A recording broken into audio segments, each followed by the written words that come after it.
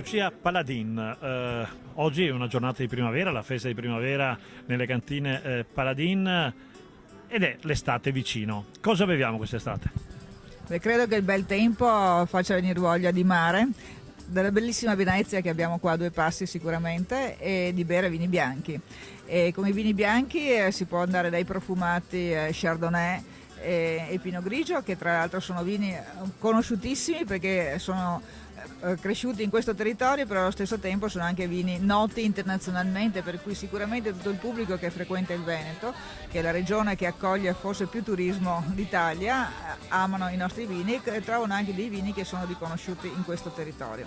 Il Pinot Grigio credo che sia interessantissimo, piacevole, è un vino che ha grande personalità e in questo territorio viene particolarmente bene. Bosco del Merlo lo propone ed è un vino sui 12 gradi e mezzo, ma è un vino molto interessante e persistente che si abbina ai risotti della tradizione marinara, ma anche agli antipasti, e sicuramente è piacevole condividerlo con tutti gli amici che vengono. Da noi in particolare è servito nei grandi ristoranti veneziani come il Londra Palace, il Danieli, l'Europa Regina, che sono sicuramente emblema del turismo e della tradizione della buona cucina veneziana e del territorio. E poi dopo il Pinot Grigio, che l'abbiamo visto, andiamo un po' a questo Chardonnay.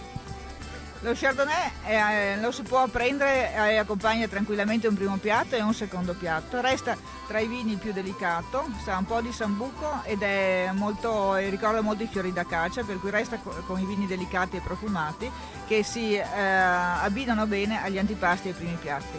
Dopodiché possiamo andare con Sauvignon invece, molto più intenso, aromatico, che ricorda un po' la mandorla, ma ricorda la pesca. Anche questo è un vino molto solare, ricorda anche il pomodoro, per cui ha i sentori più vicini all'estate ed è sicuramente delizioso, molto persistente, e oltre che un vino per accompagnare i piatti è sicuramente un vino che lo si può bere anche da solo perché è molto lungo, molto persistente.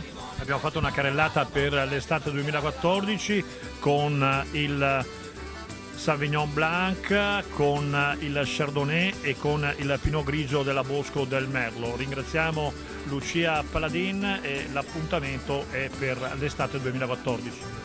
Grazie, in bocca a tutti, un bel brindisi a tutti quanti e buoni vini bianchi che accompagnano così bene la cucina veneziana del territorio e i pesci del nostro mare Adriatico.